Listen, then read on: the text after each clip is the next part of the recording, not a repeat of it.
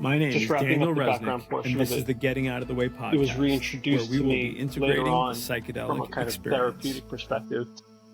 I had no reason in my own mind to use plant medicine, but I was compelled to do the research. And so having done the research, there was one thread that kept coming up that was really interesting to me, and that was people were pointing at spiritual quality to these tools. And that was something that I kind of discounted.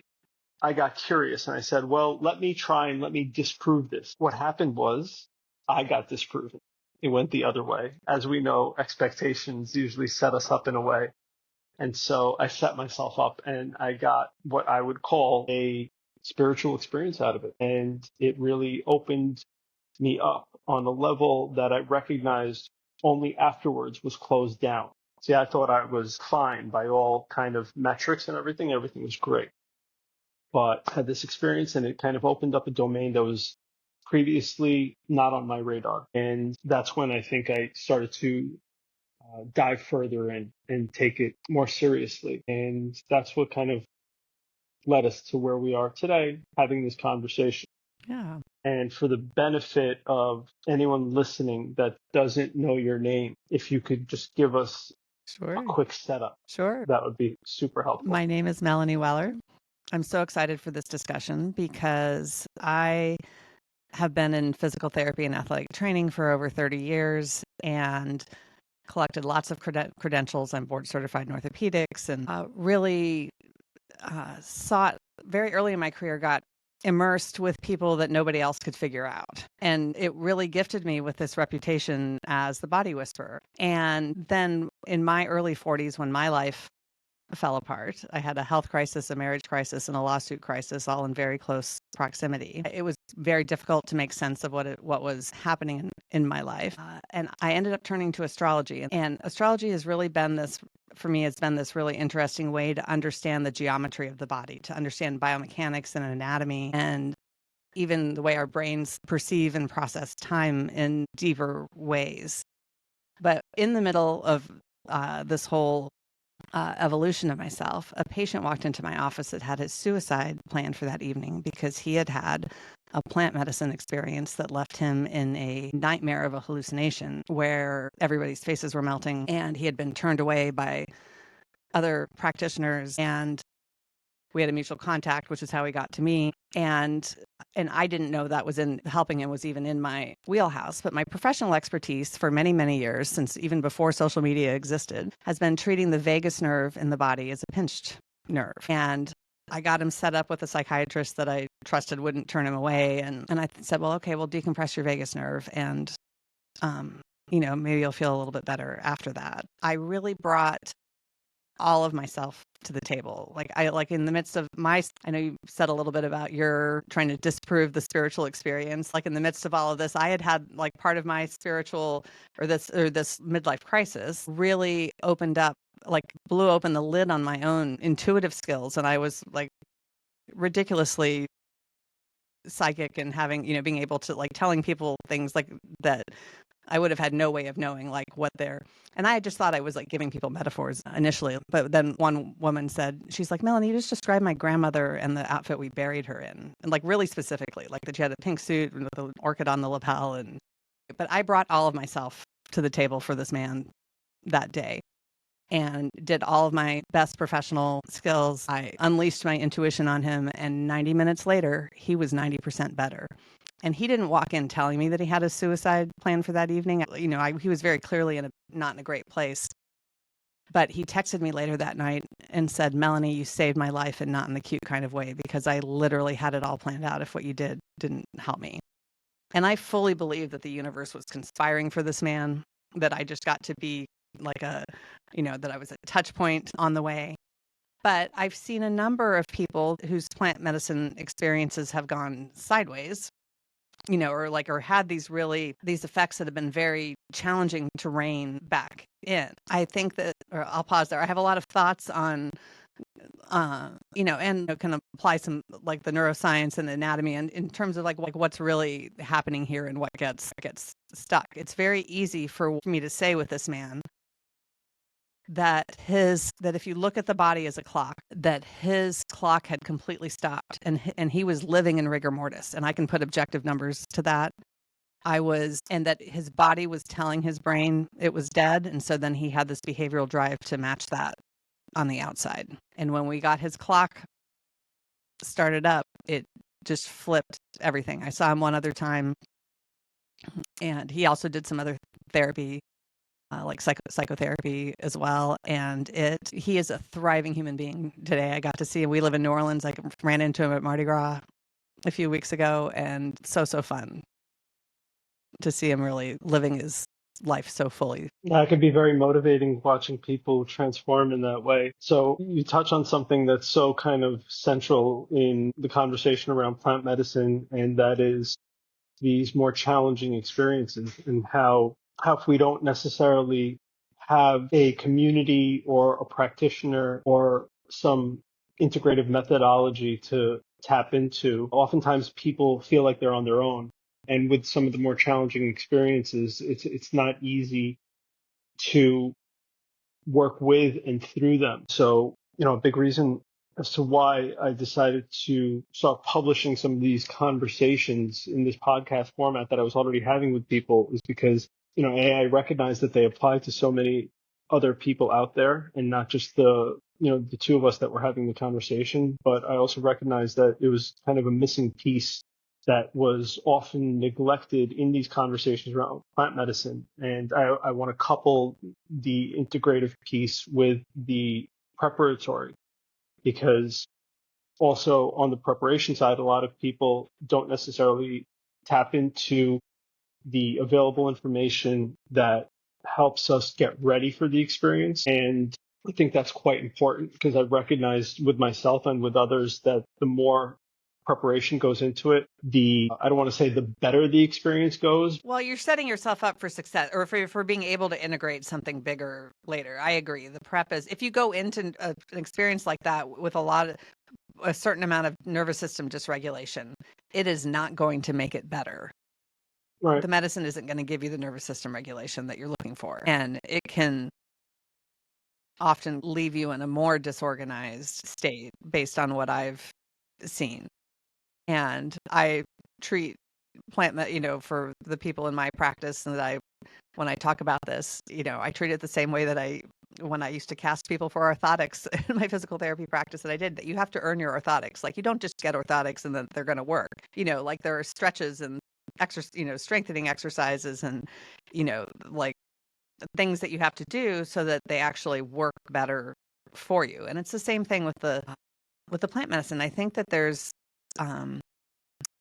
quite scientifically, I think that if the map of your body isn't really clear in your brain, or if you have a certain amount of trauma that's just left you, like this person that I saw, he had a huge history of religious trauma, lost a parent very tragically, like there was just a lot of stuff there that hadn't been metabolized before. And, but if you can really, and it's something that would have made, I think he would have said that, like, if you had told him to meditate, he would have said, well, I don't think I can meditate. Right. But there are so many more tools than that to help people. Like, it's not just about, breathwork is great. Meditation is great. Any kind of movement or exercise is great. But I'll say fundamentally, as a physical therapist that has a large library of manual therapy skills, and I touch people as the main part of my treatment. We are collectively so undertouched. Mm. And our bodies really are not mapped so well. Like, nobody, as a child, when you get upset, if you have a parent that cares, they'll often rub your back. But as a grown-up, nobody rubs your back. Nobody touches your back. So you end up with this, and that's where our freeze responses lie. And so we sometimes have these very large chunks of our body that our brain doesn't know very well. And our vestibular systems, I'm in my 50s, and it's like I was a competitive swimmer, so I never really used my balance so well. I just went and floated and swam in the water. But getting my vestibular system more fine-tuned has been a really important part of my own healing journey, so that I'm not always trying. I've had a lot of foot pain, and I'm just not always trying to grip the ground like a with my monkey feet, trying to hold on for dear life when I don't need to. I've got the ground underneath me, and it's just solid there, but my inner ear wasn't trusting that. And so we all have these little subtle compensatory things that can be very or like these issues with our input system. Sometimes we don't take in visual input very clearly. And even if we're seeing clearly, like we get 400 billion pieces of information per second. And, our brain filters that way down. And we take in most of it visually, but if your subconscious is perceiving the visual information that you're taking in as a threat all the time, even if it's not a threat, then like that can end up being really disorganized eye movements. And that's like why in psychotherapy when they use EMDR, that works really well. But there are other eye exercises and other ways to accomplish that as well. Like, am I making sense? Like that's a little bit of like the hardcore science of it. Yeah, and I think I would love to explore further. I think we jumped in on psychedelics as a healing pathway, but it is one tool in a vast toolbox. It's critical for us to develop a better toolbox, get a better understanding of the various healing modalities that are out there. I think it's really kind of coming down to the lack of education on who and what we are and how we address various symptoms on a causal level using the various tools that Mother Nature has kind of provided us with. And I see us as being uninformed, or I should say underinformed. And you've touched on a number of, I think, aspects of that I would like to learn more about and I would like to understand further. And so, where do we go? Like, where do we turn? I see, a healing community that's very fractured right now.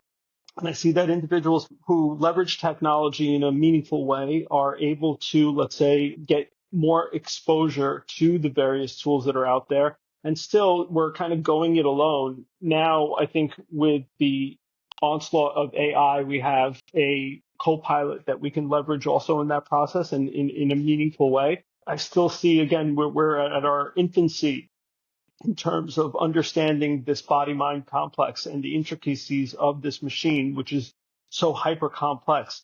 So from your experience, from your vantage point, how, and specific to your healing method, how do we educate ourselves better? Where do we turn? What do we first want to kind of build a foundation around?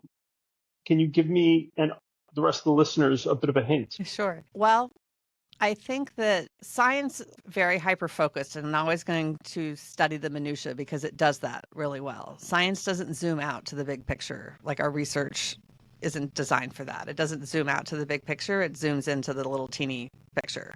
And so we don't always have the tools to zoom all the way out, right? Because we're limited in that regard as well. Well, yes and no, but I think that I'm going to offer like a bridge between that, or like a way to.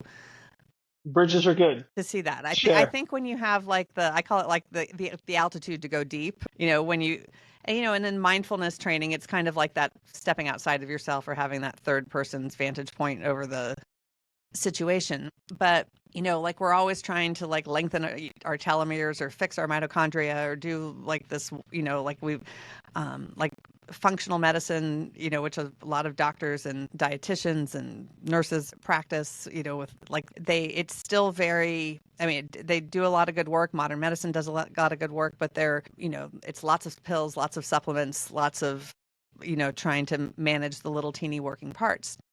If we zoom out, or I'll tell the common thread between mental health diagnoses, a lot of neurological diagnoses, and I would say every orthopedic injury is time perception and processing in the brain. So certain diagnoses, like with mental health and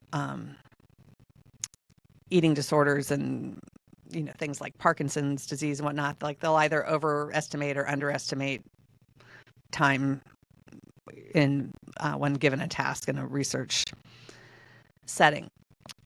What I have come to really, I will say, whether or not you believe in astrology as a tool, the Zodiac is a clock, and I often say, like in this age of artificial intelligence. It's more important than ever to know what your real intelligence is. And historically, our real intelligence was our relationship with time. It was how the stars told the time of the Earth's precessional cycle, how the solstices and equinoxes tell the time of the year, how the moon tells the time of the month and the sun tells the time of the day. And now we have so much light pollution that we miss a lot of that. We don't know what information we're missing. And I want to say, be clear that I am meaning this in the most literal, geometric, hardcore way, that we are made in the image of the Zodiac. Our anatomy mimics the Zodiac head to toe in the order of the constellations. And we have little pieces inside of our cells that do that too. So for example, the ventricles of the brain that make cerebral spinal fluid are the same shape as the ram's horns that represent Aries. And in astrology, across thousands and thousands of years in multiple cultures, Aries rules the head. Your throat anatomy looks just like the Taurus bull, and Taurus rules the throat. Your aortic arch is the same shape as the symbol for Leo, and Leo rules the heart. And so it works this way all the way down, and I think it really offers us clues as to where we embody what kind of stress, like the stories that go with it, and the symbolism that we put with these. For example, Libra rules the kidneys, and Libra's symbol is the scales, and your kidneys certainly sit in your low back, kind of like a set of scales. And the populations with the highest levels of social injustice have the highest levels of kidney disease. So here we've got scales representing justice, and we embody the stress of injustice, however it happens to us, at the level of the kidneys. And so I created a form of energy medicine around this, which I find that because I'm able to measure I want people to leave me with more range of motion, less pain, all of the things that I'm able to really, when you treat this kind of zodiacal skeleton in the body, which I could also say, like, I'm treating the way time is moving through the body, like your body is a clock, the zodiac is a clock. And that as that gets aligned, people get massive shifts in their range of motion, their pain goes away, even their trauma responses ease, their ability to move through the world, even like autoimmune issues. I had somebody recently that I've worked with that even she has a recurrence of a tumor that's not a surgical candidate that's affecting her spine. She was so much, it was wild how much better she was able to walk. Cause she has real legitimate nerve damage from this tumor. This is her third occurrence, and she was so much better. And so it's endlessly delightful, when you get that as above, so below, even in the cells, like the shape of a molecule of ATP, which is the energy source for all cellular function, is the same shape as the stars in the Aries constellation. And that's the same archetypal function. It's like Aries is the initiation energy, like get up and go. It's exactly the same in archetypal terms. It's the same thing as ATP that's fueling all your muscle contractions and your cellular functions. And so if we really pull from this energy, I think, and the more aligned we are as above, so below. And I think there are 47,000 different ways that you can get there. I think any healing that works for somebody gets to this real root of their, this zodiacal skeleton or this fractal element of ourselves, so that we can have a better relationship with the bigger picture and not have it be such a quantum, not have such kind of a distortion in the energy field. I think, but when we do vagus nerve work, when we do nervous system regulation, a lot of those things really help to organize the body. When we go to the osteopath or the chiropractor or whoever, to get some craniosacral work, or that there are a lot of the techniques that are out there are really great at organizing that, but the fundamental problem is we don't have a language with our bodies. We don't know, because by the time you're in pain or you're anxious or depressed or receive a diagnosis of any kind, from cancer to, or have a heart attack or a stroke or anything like that, your body has been saying no. Right. And you've just not known this language with it. And I think that understanding how your body's body says yes and no is really the fundamental thing that I think we all miss. We tend to, and I deal a lot with people with religious trauma, and, religious trauma or religion is all about external authority. And that's really what we do. Like, we give the authority about our bodies to someone else. You go to the doctor to tell you that you're okay. And there's some great things about that. It's certainly not all bad, but we don't know how to tell if we're okay. Or we think we're okay, but are we really? But to have that a little bit of a somatic language, to know the language of your body, because everybody, there are some common themes, but people have different. When I teach it, I don't teach it that your language of your body has to be the same way, show up the same way the language of my body does. It's the thing that you uniquely get to develop. And At point, you need to be able to listen. You need to be able to hear. And unfortunately, most of the time, we're listening to our own voice. And it seems to be kind of a block to that intuitive nature. Absolutely. And we need to know what to ask, to pay attention to patterns around us. And, your answers are only as good as your questions, no matter who you're talking to. Sometimes there's lack of context, and we might see something that we don't see necessarily the when of it or the why of it. Absolutely. And I agree with exactly with what you're saying. It's really the quality of the questioning, but, kind of taking it back to the beginner level, because I find that we all are. How do we even differentiate between the two voices first and foremost? I'm busy listening to my own thoughts all day long, and that becomes the narrative of me. And then it's me who's asking the question. So it's already convoluted in a way. It's passing through this really programmed filter. Sure.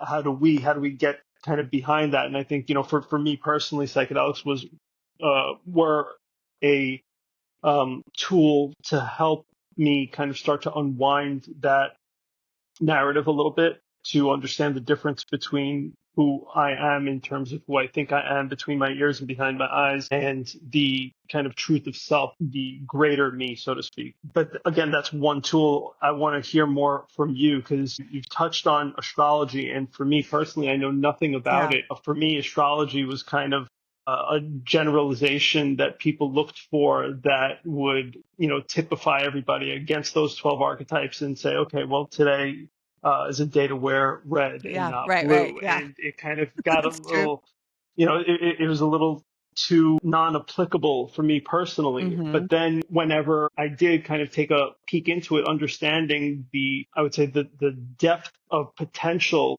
in that field of understanding, it was impossible to parse through all the data, because there was just so much of it, and I couldn't make heads or tails of it. And so I kind of abandoned it altogether. But I did recognize the importance of it all, because our ancestors used this clock in a way that was more profound that I could, understand today. And so I do respect that there's something there. I just can't figure it out. How do we even kind of touch on that in a way that allows us to derive meaning from all of the content that's out there? I think at the entry level, I'll say, for me, astrology really dismantled who I thought I was, and gave me so much more insight that my personality wasn't fixed, that I had potential and gifts in ways that I hadn't seen them before. And it validated aspects of my personality that, I can be very, very much a hermit, and I can be very shy, and I don't always love being in the midst of a large group of people. And, it was well, that's all. Yeah, there's some of that's there. But I think that when it comes to our voices in our head, your mind will lie to you all day long. Your body will tell you the truth. Yes. Well said. And so when I talk about the body saying yes and no, I'm not talking about really a verbal yes and no. And for people that are listening, if you want to give this your full attention, I'll walk you through a little exercise. And there's lots of ways to do this. But even if you put one hand on the front of your chest, and if you can get a hand on the back of behind your heart, or on the back side of your diaphragm, that's great. And take a couple of breaths, and just see what would happen is that your hands move equally in opposite directions when you breathe in. That you breathe in, and the hand on the front of your chest. So hold on. So forward. If the hand is on the front of the chest, the hand that goes behind the heart, it would be palm out, basically, palm right? Out. So yeah, make it comfortable. Okay. Don't torture yourself. Yep. And so take a deep breath, and just see how you're looking for equal excursion. That's what you want like a symmetrical movement. But what happens with a lot of people is that the breath will be very vertical. It'll go up and down, but it won't expand out, or you might get all the movement on the front and no movement on the back. Those are the most common Interesting. things Okay. that I see. But like just feel into your breath, to see how it is, and to feel the resistance, and then say something that is true, like your name or your location. If I feel into my breath and then I say my name is Melanie, my breath becomes much lighter and easier. If I say my name is Bob, like I don't even want to take a breath in, like it all stops. So I am feeling for this objective. I get a change in movement, a different response in my breath, a different breathing pattern. Or if I say something that's true, like I might get more equal excursion front to back. If I say something that's false, might get a different breathing pattern. Maybe it is more up, like just up and down, or only on the front, or like me, feels like you don't necessarily want to breathe in. You're really looking for your own objective information here about it. So interesting. And you're not looking for like a rational, logical yes, no. It's just like, what does your body do in response to this question? So, and you can do this with any part of your body. For people that are really in their heads with a lot of chatter, I teach them how to do yes and no with their feet. Like, how do your feet say yes? And how do your feet say no? Because it is the furthest point from your head. It's just good. Like, it's very grounding to do it. And you just like get, it really quiets that voice. It bypasses all of that. Yeah. Because you've just because you just have to go to that furthest point.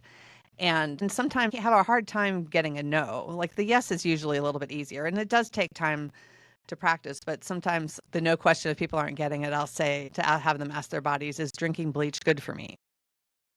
Because that's an extreme question. We all know that like nobody should be drinking bleach. So for me, if I ask, is drinking bleach good for me? Like my toes curl. And we use that in our language. Like, oh, that was so weird. It made my toes curl. Like that's an idiom that's out in the English language. And so I love how our language and our bodies and our reactions really all thread together in these beautiful ways. And we are meaning makers and storytellers above everything.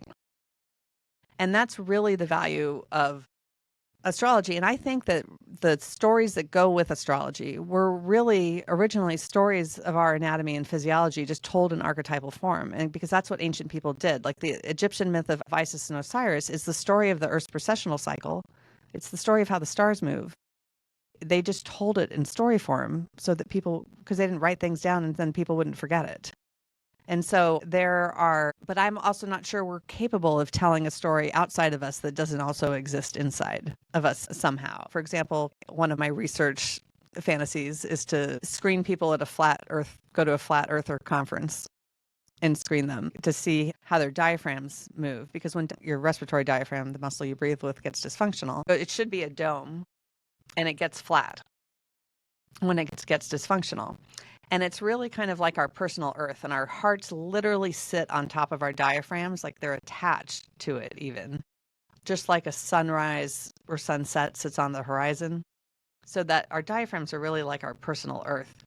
And I think that people that view the earth as flat probably have flattened diaphragms. And I'd be super curious to know like how that would compare to the general population. I think we see these, like, I think there are these really amazing as above, so below correlations that I don't know, like if they'll ever get researched. I know, like from this case I said in the introduction with his suicide plan, that our bodies drive our beliefs, they drive our behaviors.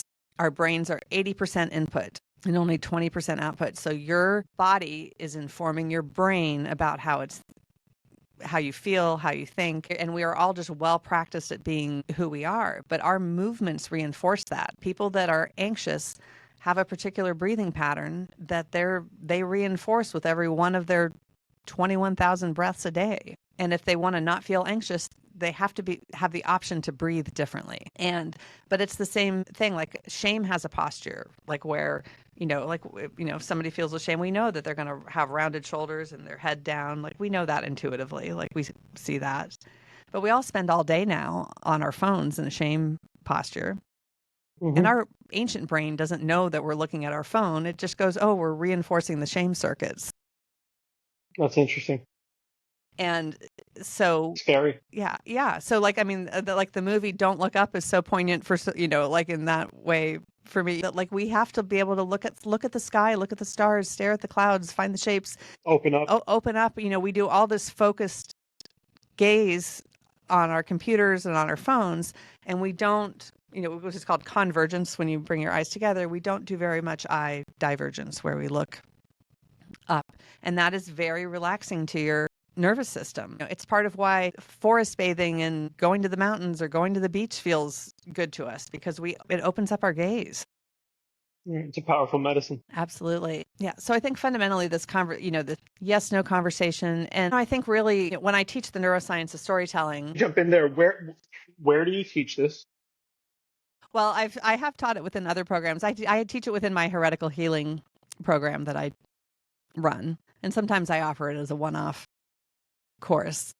But you wouldn't go to a movie, read a book, watch a TV show, go to a play, and rave about it to your friends if it didn't have enough contrast in it, because it would be boring. Right. It would be flat. And contrast is the language of your nervous system. Nerves fire or they don't. There is no in between. They work on an all or nothing rule. And your nervous system will not let you live a dull story. We call high contrast trauma. And we are, our bones are literally made of the stardust of stars that exploded billions of years ago. And we have been storying the stars as humans for all of time. I like to say that we are made of stardust, and your stardust has a story. Like, we are made of story. And I think when you can really we enroll people in different characters in our lives, but we have the ability to shift that. You don't always have to play the same character. You don't always have to be stuck in the same story or not in the same way. And I'll give a personal example of this in a second, but I think you don't have to understand all the astrology and the stars and stuff like that. But I think that understanding that you have the ability to create a different story for yourself, to have that yes, no, and to know that you're playing some kind of role and everybody around you is playing some kind of role. I was named after Melanie in Gone with the Wind, and my mother is so Scarlett O'Hara. And she even has, That's cool.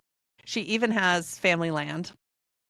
She's the only surviving child of her Finnish ancestors that came to the U.S. And that story has played out like really extensively in my life. And in terms of like me, like always being the like best supporting character, like not the main character. Because, my mom being Scarlett was just the main character. And Melanie died in the movie. I used to be really mad. I'm like, you named me after a weak character that died. But it was supporting her story, so it was okay. Right. Don't worry about all that. So let me tell you what's happened in my life that I could not have even made this up, because like I do recognize now that I think I had this like subconscious fear that I needed to die before my mother, because that's how the movie went. And I don't think that, that wasn't conscious until my son's girlfriend is named Scarlett. So I'm getting to re-Scarlett my life. Mm. And so it just like it plays out. The name thing plays out in my life in the most wild, literal ways. So I don't feel like I'm stuck in Gone with the Wind anymore. There's way deeper meaning in there if you know how to interpret some of it. Right. And I think that's the fundamental, for at least for my patients. When I say like, look at how much contrast you created, like that takes a lot of power to do that. And like, how can you use that power in a different direction? How can we create a different kind of contrast where we're looking at the yellow flowers against the purple ones, or the red rose against its green stem, thinking about opposites on the color wheel versus fighting each other. So if you could deliver to us a basic roadmap of revealing the story of self, what would that look like? Where do we start? What's the progression? Because again, we're living in a moment where information is not only abundant, but it's so voluminous that we can easily suffer death by 1,000 paper cuts. Well, for and sure. Not know Yeah. which way No, to turn. there is a lot of garbage out there. For sure. It's profitable. It's very profitable. It's totally profitable. The biggest challenge is to realize that nothing was ever wrong with you in the first place. into that. I think that's the toughest thing for us to hear, and it's the toughest thing for us to integrate, but it is a pretty deep truth. Learn how your body says yes and your body says no. And you can do this like how your feet say yes, how your feet say no. You can be spiritual about it because spirituality is incredibly protective and medicinal for your nervous system. Like we are really wired for it. 29% of it is genetic. But spirituality is your connection with your inner authority. Religion is your connection with your outer authority. But even like Is there a guide, user manuals that you could point to that will help us, help you? yeah, Well, to start to understand kind of understand, what that is so like? on my website, there is a Zodiac and the Vagus Nerve workbook that really starts to break it down. Can And you share your and it website with talks everyone about that's listening? sure, it's my name. It's melanieweller.com. That's two L's, correct? In my WELLER. last name. Yep.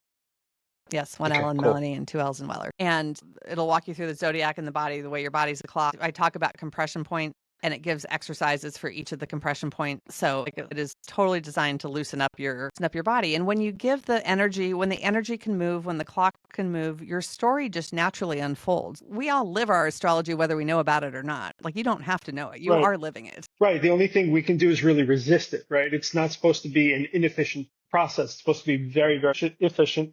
But what happens is we get in the way. That's the name of the podcast, Getting Out of the Way, because I recognize I was my number Yeah. one worst enemy. Right. But sometimes we have times in our lives that kick our asses. Like, we have hard times. But also it's creating that same contrast. It's what you pointed to before. That ass kicking is probably exactly what we needed in our story to get us to look the other 100%. way. Your And so trauma is a guardrail that keeps you on your life path to do what you came here to do. that's hard for It us is to hear, so though. Oh my hard. gosh. It is You're, so you're hard. dishing some very bitter medicine right now, It is Melanie. the bitterest medicine. And I'm not saying that trauma is not I'm not saying that you have to like it. What I say about some of my traumas now is that I would not wish them upon anybody, but I also would not Right. trade them for anything either. Absolutely. Right. And then I get the rank trauma, this is worse than that kind Yeah. of thing, but your nervous system doesn't We rank. bond over it, in Oh, fact. totally, totally. But your nervous system doesn't rank it. Your nervous system, it just gets. Right. Right. It's just hard to do. Hard's probably a light word, but in the moment when we're caught up in it, being the center of our universe as we see ourselves to be for a period of time. And when we're going through it, no matter who is experiencing a more severe trauma in that moment, mine is so deeply personal and so real and so here and now that the first thing we want to do is escape. Oh, yeah. Yeah. And how do we learn to work with it when it's happening? Because trauma is a label. It's something that we put on it after the fact when we contextualize it a little bit. In the moment, it's pain and suffering. And it's easy for you and I to talk about this right now in our comfortable seats, with these cameras on. But when we're in the throes of it, it's so difficult sometimes that we want to run away, but we have to come to a point where we learn how to use that energy because it is happening for a reason. There is no mistake. And it's hard to say that and it's hard to hear that for certain people, especially when we're dealing with some of the heavy feels that come with it. And someone could say, oh, sure, you could say it now. You don't get there instantly. Like that's not step one of, It a post-traumatic might both. not be step one, right? But it's kind of like step zero when you're dealing with it. You're saying, hey, I didn't wish this upon myself. I didn't bring it upon myself. Why is this happening? This is so hard. And, what tools can we use in the moment to help us Yeah. kind of, again, work with that energy in a really kind of Yeah. constructive manner? Well, my Pardon me. my Vegas Nerve workbook is full of tools that people can use in the moment. That's And amazing. my favorite, So we get to benefit from your you get to research and benefit from trauma. all of it. Yeah. No, my favorite one that out of that is helical, what I call helical breathing. And it helps your diaphragm dome back up. In all humans, the right side of the diaphragm has more muscle mass than the left. So theoretically, the right side will always win. So what you do is you cross in sitting, and ideally in a kind of a nice posture, you cross your left ankle in front of your right. You take your right hand and put it across your body towards your left thigh. If you can get all the way to the outside, you can put it there. And then put your left hand behind your head. And then you breathe into the back side of your heart. So you're going to inhale kind of between your shoulder blades. and then hold your breath for a couple seconds and then exhale and just do like 3 to 5 of those. And that is really beautiful at decompressing the vagus nerve at multiple levels in your body. You're mimicking the shape in the solar system because our solar system moves in that same helical pattern. Our DNA is in that helical pattern. So you're tapping into a fractal truth there. But like if you have something that's tight, your neck is tight or you're feeling anxious in your chest, or you can test your breathing like we talked about earlier. Like if something hurts on my body, it's usually my right foot. So I'll test my foot before and after, and it's always better. So this is a form of breath work, and breath work is so popular. There are so many different schools of thought, so many disciplines, so many practitioners, so many certificates. There's just the volume of information. It's very hard for people to sift through it. Well, the goal of this is just to give your vagus nerve more mechanical space, more space in your body. And that's all it does. Or it probably does more. It does more than that. But it is specifically to help change the geometry of your body so that your vagus nerve has more room to glide. Interesting. Is there a formal breath work out there that you're pointing to beyond this that you are a fan of, that you would recommend? Or do you feel that it's kind of, there's no magic bullet solution here? Do you feel it's really kind of individualized, not generalized? I've done a bunch of different kinds of breath work. I like traditional yoga breath work methods. I've done holotropic breathing and conscious connected breathing, and I love them. They're wildly different than yoga breathing, and I've had good responses from them. The reason that you need to test your breath and see how you respond to it, it's good to start small because it's not a super common reaction, but for some people, or like anxiety is a good example. For people with a lot of anxiety, sometimes breathing increases the threat to their bodies. Like if they check their head range of motion before and go do some breath work, and then afterwards it's tighter. And if your lungs are taking in, if your body thinks that breathing is threatening, that is a really hard way to walk through the world. And so you have to learn to create some safety. So, and that's not, you have to realize, like, I see the people that have been around the block 6 times before, like nothing has worked for them. And, so I think I probably see a disproportionate number of those people than are out in the world. This is why you need to test and retest your body, that when you do something for your body, you should feel better afterwards, but collect some objective data, like stretch your calf or your hip flexors, or see how far your shoulder moves, turn your body, stand on one leg and check your balance, check your visual clarity. Like if I take my glasses off and try and read something, and I can do that helical breathing or a number of exercises, I always get better, clearer vision after doing some exercises. But create some objective data, because you're teaching your body that it's safe, that it knows what it's doing, that movement and taking in this information is good, and you're getting a dopamine hit. You're getting that reward of, oh, look, this is better afterwards. And in the physiological... But you're asking us to do homework, and we want to be spoon-fed, right? I know. Well, honestly, so here's the thing. I just was texting with a physical therapist friend of mine, sent me a reel from Instagram, and she said, that looks like a vagus nerve it looks like a vagus nerve exercise. And then my reply was, movement is a vagus nerve exercise. And time is movement. You can do all, like, I totally get it. I am, in my profession, like, I've got all the silly clinical exercises to do it. But, for some of us, like cooking dinner is nervous system regulation. Taking a bath is nervous system regulation. Brushing your teeth. You're pointing at something super powerful in that when we are kind of connected, when we're present, when we approach any activity with intention. Yes. The body-mind knows what to do, whether we are conscious of it or not. And I think that's where we're kind of headed with this intuitive wisdom. It's just, it's pointing us back to the here and now of it all, being present and approaching every moment with intention. Yep. And time is movement. That's what, like, the entropy of time is what is the unique properties of it. And so we are, like, when we are just swimming in it, and I think we can walk through it, it can be like choppy waters, or it can be like smooth waters, or it can move through us, like as we're more present, it moves more smoothly through us, because we're not bringing resistance. we're going with the flow. Absolutely. Yeah. And when you talk about the trauma, I can't remember exactly the word you used earlier, but like when you like leave your body, you're talking about dissociation. The difference, Hmm.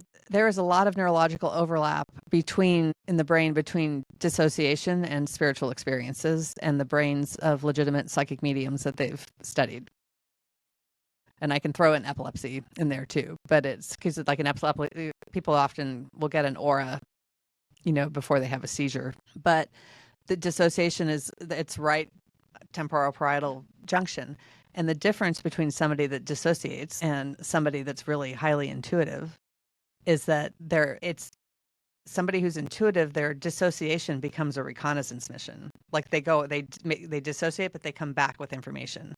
They know how to come Hmm. back to their bodies. And, leaving your body can be a really effective skill in very appropriate and some traumatic situations. But But like every tool, it cuts both it ways. cuts both ways. Yeah. But always coming back to yourself, like knowing how to come home. Like you are home. Your body is home. And, and we know more about our cars than we do about our bodies.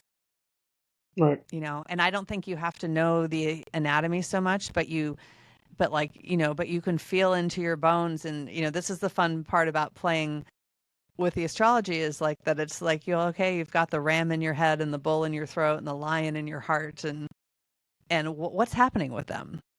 Because you can really develop a relationship with these images and it can be very powerful for your own healing. And groups, I love imagining these archetypes for somebody else and in showing people the objective changes that you get when you imagine something for someone else.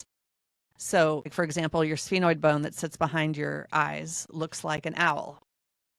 And it's got wings. The wings come up into the temples. And I love taking somebody out of a group. And I do this when I teach physical therapists and physicians. And it's so fun. And I just ask for a volunteer usually. And so I'll demonstrate the objective biomechanical test about where their neck is tight so people can really see how much range of motion and everything that they have. And that almost always comes with some amount of sphenoid movement dysfunction. And then I'll just have the group, I won't do anything. I'll have the group just imagine that they've got this big, beautiful owl flying in their head.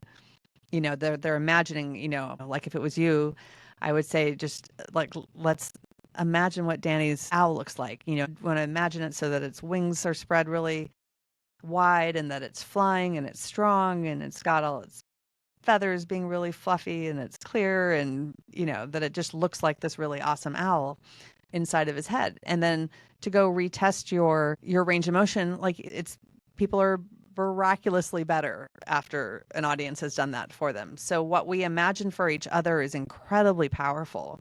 And it makes the healing so much more fun than doing all the stupid little clinical exercises that Hmm. we all do. Like, and even just playing, like we're all, if you think of yourself as an actor in your own role or whatever role you've been cast into, if you want something different, well, then how does somebody who has that, how do they move? How do they walk? How do they brush their teeth? How do they unload the dishwasher? And you can really then start to inform your brain a little bit differently about what's happening. And you'll get objective changes in your body. Sure. Yeah. To perform this reorganization, we have to kind of do a little bit of demolition work, right? We have to dismantle what's already there because that pattern has become so rigid that we can't kind of outgrow that role.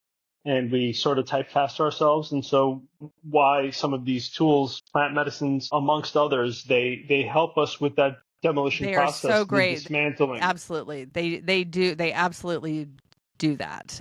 And that's the metaphorical kind of death before rebirth could take place, right? It's the dying of everything that is not me. Absolutely. Absolutely. I've done a bunch of reading about exorcisms and I could break them down neurologically the way that the priests write about them. It's so interesting because they're not talking about it neurologically, but it's totally like in the order from the way they describe it, you can totally make it brainstem to frontal lobe. And then, and then there's like this bigger authority that gets dismantled, which they would call Satan. Clearing these energies clearing your consciousness, getting rid of your consciousness clutter is really powerful. Very much so. Very Yeah, tough to and do, plant but medicine as well. it's good to know we have tools. Yeah, I think it's easier than we I think we're always doing it. Agreed. But it's easier, but we make it hard. We think it needs to be really complicated. But I mean, I think it can be as simple as sometimes as taking a bath, as whatever it takes to this expression of Absolutely. like, that other people are living rent free in our head.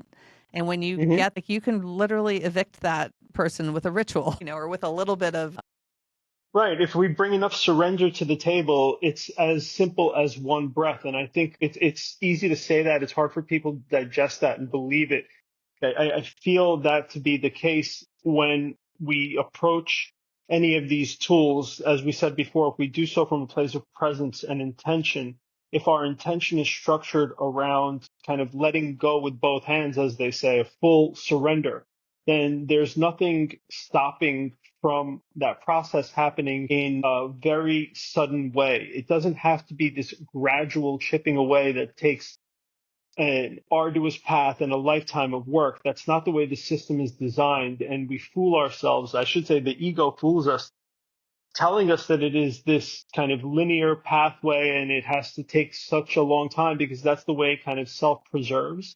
The truth of it all behind that story of difficulty and challenge and gradual release is the kind of sudden spark that allows it all to dematerialize.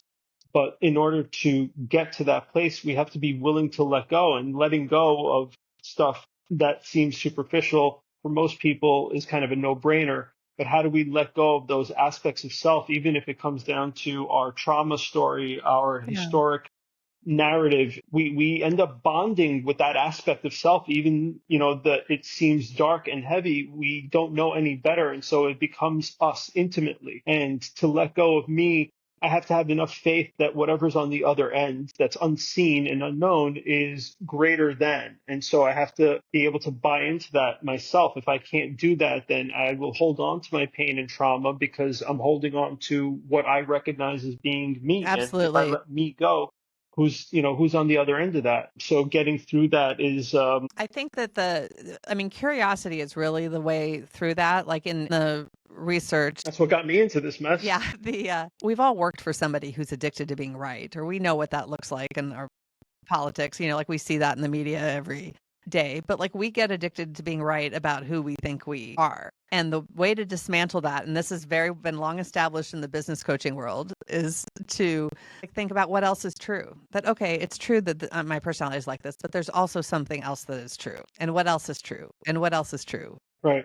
It's easy to see if we make a circle around the knowledge that we possess. By making that circle, no matter how vast it is, it just points to that much more vastness outside of the circle, because you're basically taking a subset of data.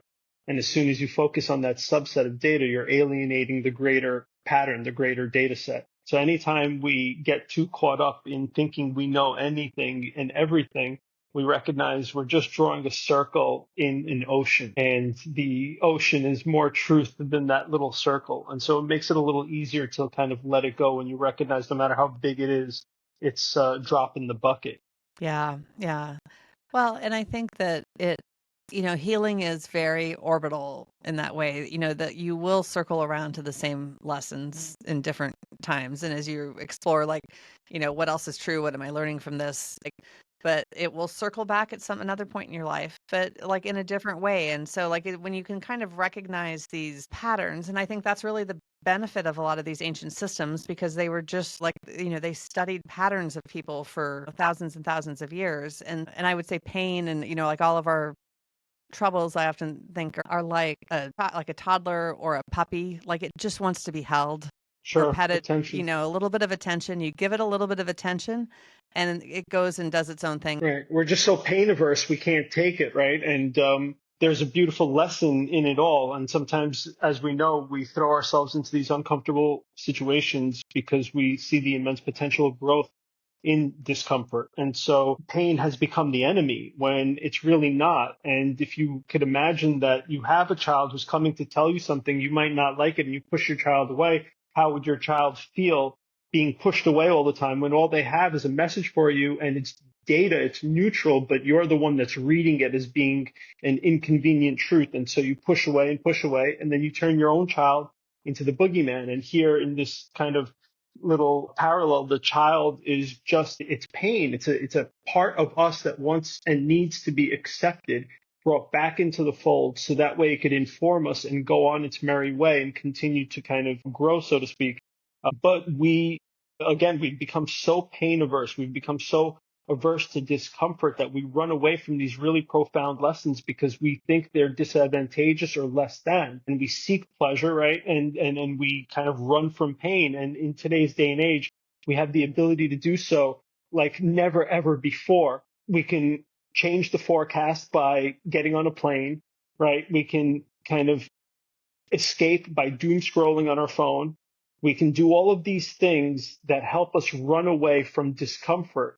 And we're literally running away from the story of ourselves and our own truth. And that contrast, as you pointed out, that helps kind of create its opposite. And we don't even understand why. And so in this beautiful moment, it's like that the quote, it was the best of times, it was the worst of times, right? We have access to all this medicine. We have access to all of this information like never, ever before. And we can really use it to leverage a better self.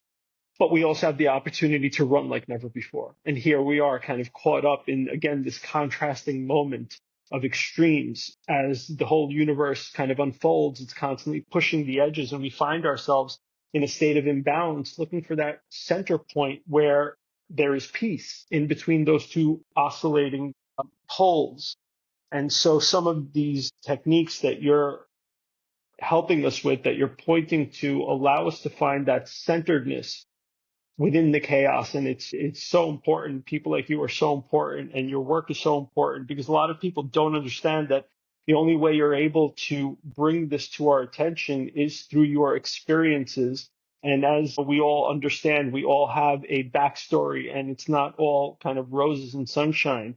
And so we have to kind of go through that in order to be able to birth some of this awareness, to be able to point back to this story of us. And so it's no easy task, but the ones that do, yourself included, that share this in such a way are profound teachers. And we need to listen, we need to learn, we need to let go of that which blocks us from listening in the first place, and then we can hear it all. And what you're pointing back at is the intelligence of this body-mind complex, and this profound machine that we've been gifted. We don't even understand.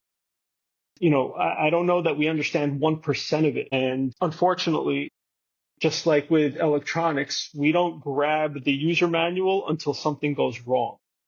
Something has to break for me to want to grab that user manual and read through it. But we understand that, as you pointed out, from the stars to some of this ancient wisdom, it's all there for us, and it's all there to help us get out of the way and basically reveal the story of the true self that's lurking behind this narrative of a separate and small and underinformed me. Yeah.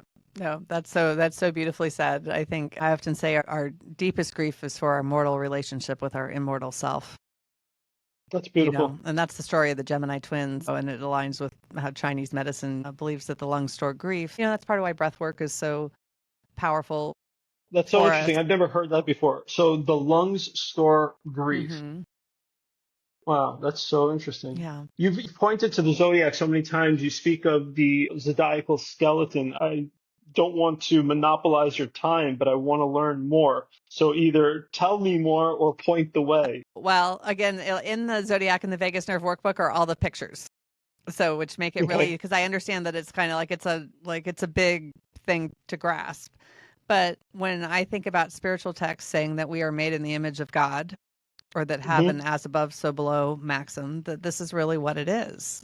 And that the Aries constellation lives in our heads and the Taurus constellation lives in our throats. And there's for all of time, there has been, or all of us recorded time, at least with astrology, through the Vedic system as well as the Western astrology. There's a whole subset of that called medical astrology. But there are body parts specifically associated with each zodiac sign. And it's just an extraordinary detail throughout our bodies in the way that it shows up geometrically. And there's an energy to that. If you're Ram's horns, like I said earlier, the ventricles of your brain look like the ram's horns that represent Aries. And if your ram's horns aren't sitting evenly in your head, then you might have headaches. You might have neck pain. You might, it will have visual issues. Right. It'll show up in some Right. in Imbalance it'll manifests in manifest in an symptomatic ways. imbalance. Yeah.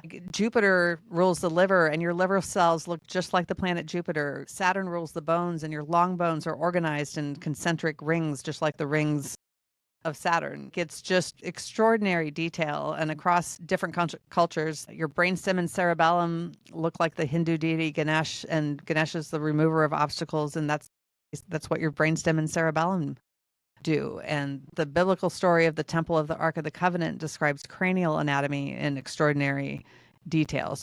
Right. It's all been codified in such a way, though we can't kind of figure it out right using this contemporary language that we're working with. Absolutely. But the zodiac skeleton, this in simple terms from head to toe, are the ventricles of your brain, or the ram's horns that represent Aries. Your throat, you have a hyoid bone in your throat called the hyoid bone, and your larynx look like the Taurus bull. Your collarbones, like to your diaphragm, like your rib cage, really looks like the Gemini symbol, Gemini twins. The Cancer rules the breasts, and its symbol looks like a set of breasts. Leo rules the heart. Your aortic arch is the same shape as the symbol for Leo. Virgo rules the intestines, and your large intestines especially, are shaped very much like the symbol for Virgo, but so are the glands within your digestive system. Woman's reproductive system looks like the kidneys are Libra. I'm trying to go in order the zodiac. I gotta get it right here. So we talked about kidneys already with Libra. Scorpio rules the reproductive system, and a woman's reproductive system looks very much like a scorpion, where the ovaries are the claws and the vagina would be the tail of the scorpion. And Scorpio also has a snake archetype associated with it. It's like a male phallus, and it has a phoenix associated with it, which is where, like, our pelvis is, or where we create something from nothing, whether we're making love or babies or business or art, whatever that is. Sagittarius rules the hips, and your pelvis looks very much like a crossbow. You could shoot your arrow of your sacrum out of it. Capricorn rules the knees, and this is a good one to see in the workbook, but takes a little more imagination maybe. But your kneecaps are the nose. Capricorn is represented as a goat. At the knees, your kneecaps are the nose of the goat, and your patellar tendon below them is the beard. And then your muscles above are like the horns of the goat. And then Aquarius rules the calves, and your calves are shaped like the vessel. The Aquarius is the water bearer, and so he's got always has this water vessel with him. And the symbol for Aquarius is the same. It's like two zigzag lines. And your calf muscle fibers are multipennate, which is in that they have that same kind of zigzag orientation. And then Pisces, there's two fish, rules the feet, and so your feet are your flippers. So that's like the big picture zodiacal skeleton, but it goes in the order of the zodiac, head to toe, and that energy can get distorted and keep time from moving through you, and you moving through time really well. And your vagus nerve, because it goes all the way from your brainstem down to the pelvis, and it innervates your vocal cords, your heart, and your digestive system. Your vagus nerve is like the pendulum of the clock. And sometimes when your vagus nerve is really dialed down, you're at one end of the spectrum and you're in a high fight and flight. And when your vagus nerve gets locked down at the other end of the spectrum, you're in a freeze response. And so you have to have this nice, but your vagus nerve is really the pendulum between states, and it needs to have the mechanical freedom to move. And I know I've said a lot of really woo and spiritual things today, but there is also just a hardcore, hard facts, mechanical aspect that goes with it. And you can root it all down to neurology and biology. So, we have a short period of time here, so you're just kind of pointing the way for people. If we do our research, we'll see that this is all kind of rooted way down here in the physical, tangible plane. It is not spiritual psychobabble. Absolutely. And I think science and spirituality are really the same thing. And now we know this. Now there's a whole field of neurotheology. There's a whole science there that is really converging now, proving this. And we used to get all of our nervous system or a lot of our nervous system regulation through our spiritual practices, through singing and dancing and prayer and meditation. If you think about the whirling dervishes spinning, they're doing vestibular system regulation. Like there's smells and sounds in church that are very regulating. And, as church attendance has plummeted in recent years, nervous system regulation as an industry has come up, and we are still trying to solve the same problem. Mm-hmm. We're just doing it in a different way. Right.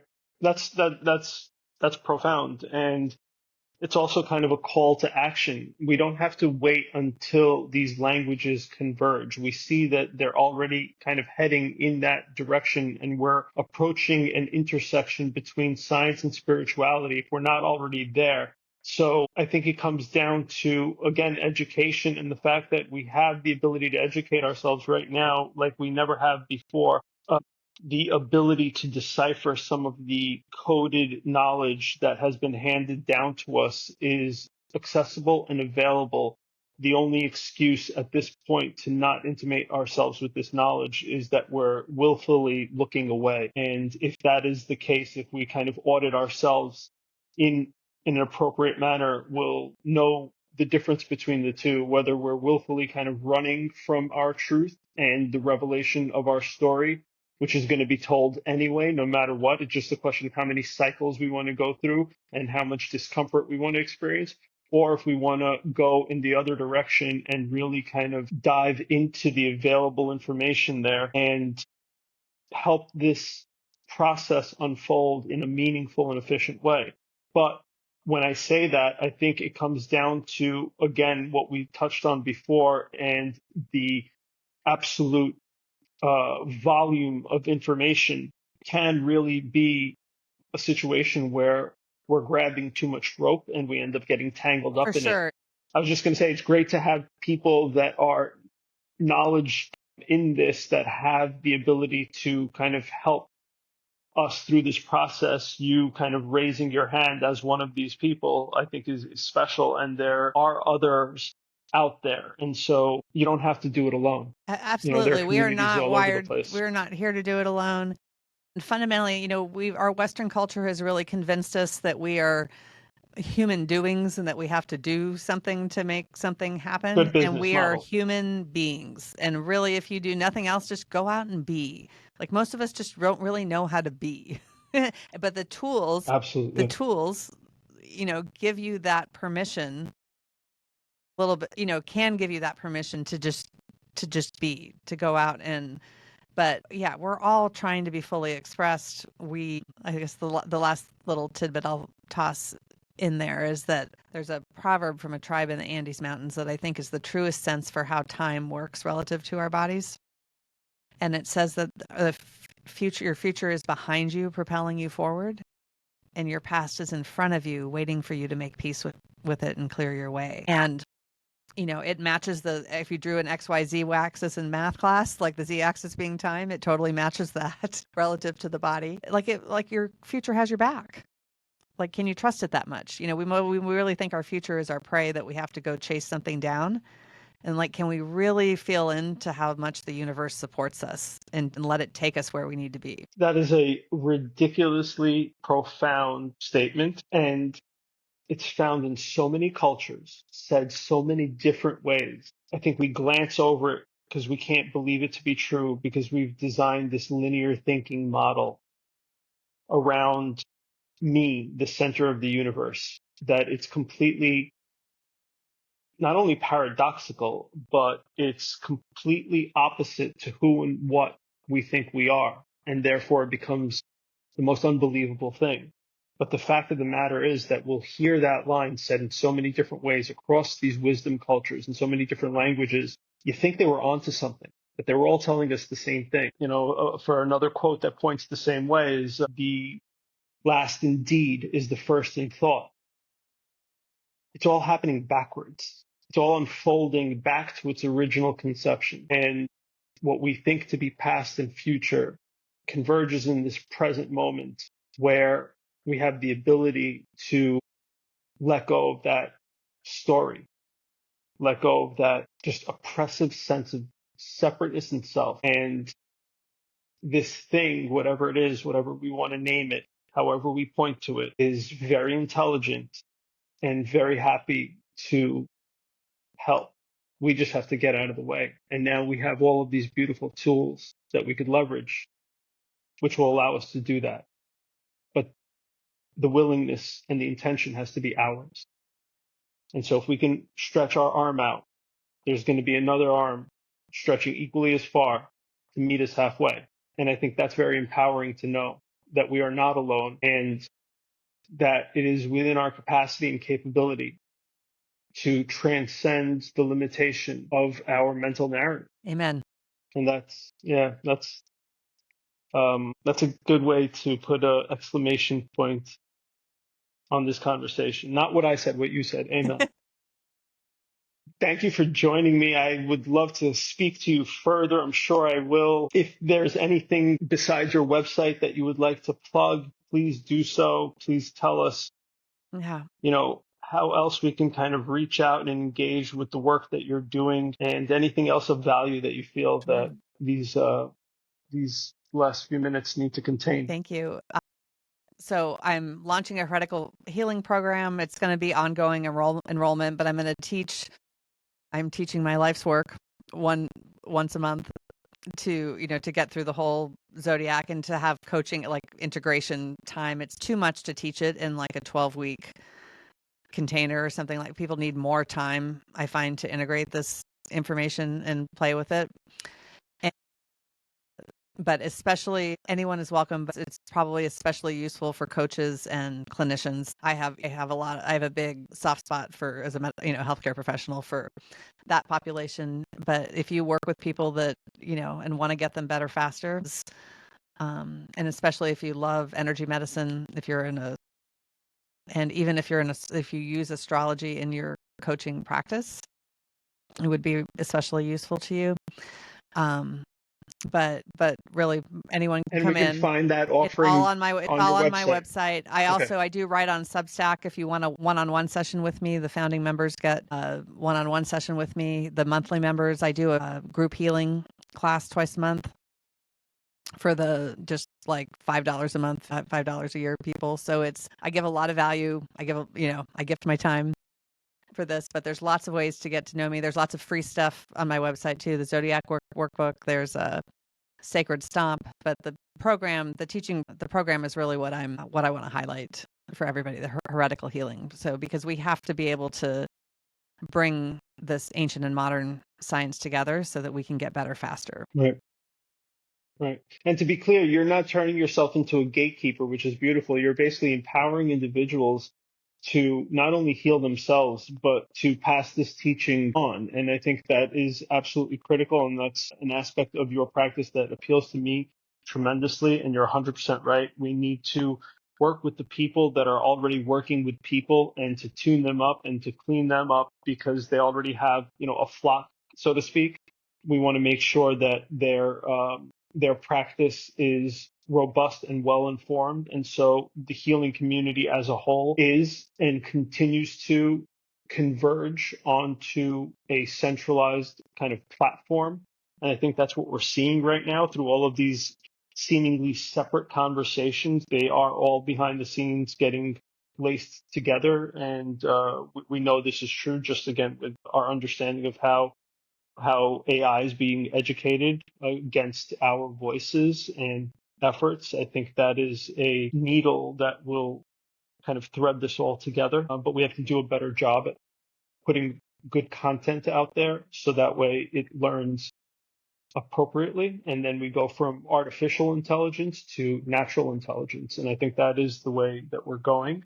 Whether we understand it or not is secondary. Yeah, no, that's a great bring it full circle back to that. Yes, no, like, is what I'm reading true or not? And, from the AI, is it right or not? Like, we're going to have to know how to discern that. And that's going to, it's going to take our bodies to figure it out. Right. And I think that's also kind of an interesting contrast to point at. As the information out there continues to grow and grow and grow, and as we have entered into this age of disinformation and deep fakes, and what's happening is we're not going to be able to trust anything out there. We're not going to be able to believe our own eyes. We're not going to believe what we're reading because we already know how easy it is to manipulate data. So what happens when I can't believe anything out there? Where do I turn? I turn back in here, where the truth always was and always will be. And it required me to go on this little cyclical journey just to come back here. So true. And who knows how long it takes and how comfortable or uncomfortable it is, right? So we can do that willfully now. We can like turn inward now before it gets to the point where it's so confusing out there if it isn't already, because it's going to be even more confusing. To your point, it's going to have to create more contrast. And to create more contrast, right, it's going to give us an external environment that we frankly won't be able to believe. And that's going to be the extreme of it to get us to look inward. But I'd like to think that we play a co-creative role in that process and we don't have to make it so uncomfortable. And I think it's only going to get so uncomfortable if we turn a blind eye to this and, again, try to look away. Because, you can't fight Mother Nature and expect to win. Yep. Yep. Melanie, an amazing time speaking with you. Thank you so much. I say that sincerely from the depth of my heart. I look forward to speaking to you again soon. I look forward to hearing more about how your curriculum unfolds, and happy trails, man. Thank you. Thank you. This has been such a delight. I love it. Thank you for would listening. love to do If you've this enjoyed again.